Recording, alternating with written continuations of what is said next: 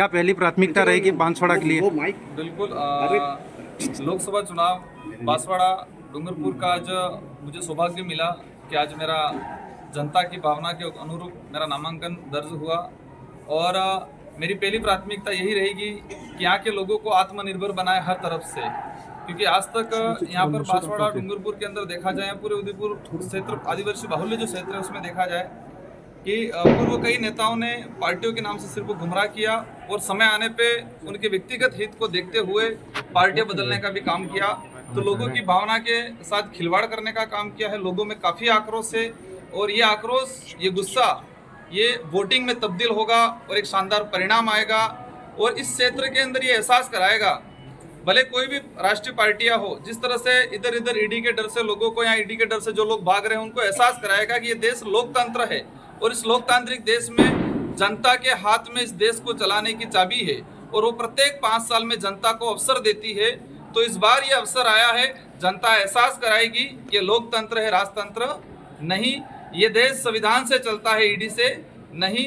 ये इस बार एहसास कराएगी इस डूंगरपुर बांसवाड़ा की लोकसभा क्षेत्र की जनता। कांग्रेस के साथ आपका गठबंधन हुआ है क्या? यहाँ पर जो स्थिति बनी हुई है, एक जिस तरह से महेंद्र जी मालवीय, मैं नाम नहीं लेना चाहूंगा, लेकिन जो कांग्रेस में रह के यहाँ के लोगों को इतना, इन लोगों के साथ इतना मतलब कहते हैं कि इनकी भावनाओं के साथ खिलवाड़ किया गया है, धोखा किया गया है, तो वास्तविक जो सच्चा कांग्रेसी है वो चाहता है कि उनको सबक सिखाए।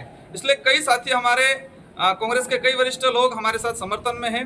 कांग्रेस के हाईकमान में अभी तक कोई डिसीजन नहीं लिया गया है, लेकिन ये चुनाव बीजेपी कांग्रेस या बीएपी का चुनाव नहीं रहा है, ये चुनाव लोकतंत्र बचाने का चुनाव रहा है और हम सबकी जिम्मेदारी है। मैं तो बीजेपी के लोगों से भी कहना चाहूंगा कि आपके साथ भी अन्याय हो रहा है, कांग्रेस के लोगों के साथ अन्याय हुआ, इस क्षेत्र के आदिवासी बाहुल्य के क्षेत्र के साथ अन्याय हुआ, जो भी ST SC minority OBC general कोई भी वर्ग है, हम सबकी जिम्मेदारी है कि चुनाव बीजेपी कांग्रेस या बीएपी का चुनाव नहीं है, ये चुनाव लोकतंत्र बचाने का चुनाव है और इस चुनाव में ये एहसास कराना है कि ये देश संविधान से चलता है, ईडी से नहीं। ये लोकतंत्र की लड़ाई है, ये पार्टियों की लड़ाई नहीं रही। इसलिए कई लोग हमारा समर्थन दे रहे हैं और हम उनका स्वागत तहदिल से धन्यवाद देना चाहेंगे। दो बार जिला प्रमुख रहे थे, क्या कहना चाहते हैं? उप जिला प्रमुख साथ में हैं। बिल्कुल, हमारे बड़े भाई को खूब खूब धन्यवाद देना चाहूंगा। उन्होंने लोकतंत्र को चुना और उन्होंने इनके अंदर ये भावना आई कि जो लोग कांग्रेस के साथ गद्दारी करके गए हैं, जो लोग यहाँ के लोगों की भावना के साथ खिलवाड़ करके गए हैं, हम सब मिलके इनको सबक सिखाए, उनको एहसास कराए कि ये लोकतंत्र है। किस तरह से रुझान मिल रहा है आपकी बार जनता का? बहुत बढ़िया रुझान मिल रहा है। मैं फील्ड में जाता हूँ, मुझे दुख महसूस होता है कि बड़े बुजुर्ग जो 70-80 साल के मिलते हैं, कहते हैं हमने 40-40 साल हो गए कांग्रेस में निकाला, इस व्यक्ति ने हमको सौगंध खिलाई थी कि कभी भी भाजपा में वोट नहीं देना, लेकिन वही आज भाजपा में जा रहे हैं। भाजपा के लिए कितने मानते हैं? आंकड़ा कितना रहेगा? वो जनता तय कर लेगी। बहुत शानदार रहेगा, मतलब आज तक नहीं रहा, वो एक शानदार रहेगा। पूरे देश के अंदर एक बेस्ट परिणाम आएगा। विपक्ष को धूल चटाओगे मतलब? बिल्कुल, जनता चटा देगी। आप क्या कहना सर? आप आए साथ में। देखो, अब युवाओं की डिमांड थी, मैदान में आना पड़ा और आने वाले समय में आपको भी पता चल जाएगा क्या है क्या नहीं। ज्यादा दिन नहीं बचे। समर्थन कर रहे हैं आप बाप को?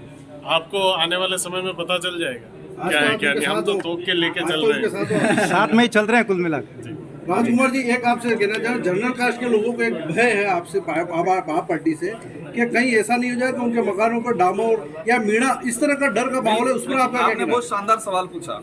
मैं भी चाहता हूँ कि मीडिया सवाल करे।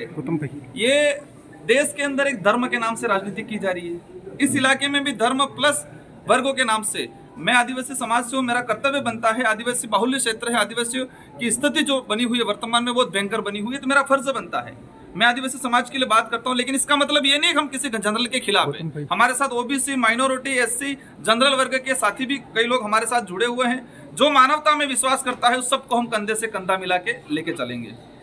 डर की बात है तो डर तो उसको लगना चाहिए जो सरेआम सड़कों पर पिस्तौलें लेके गोलियां चला रहे थे, तब आपने नहीं पूछा कि डर का।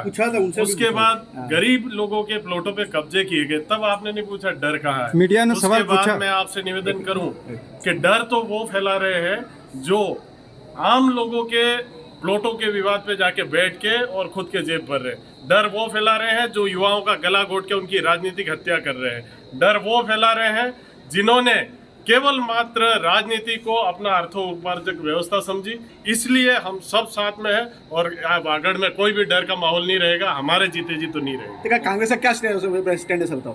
कांग्रेस का स्टैंड जल्दी आपके सामने आएगा और बहुत शानदार आएगा। धन्यवाद। Thank you. धन्यवाद।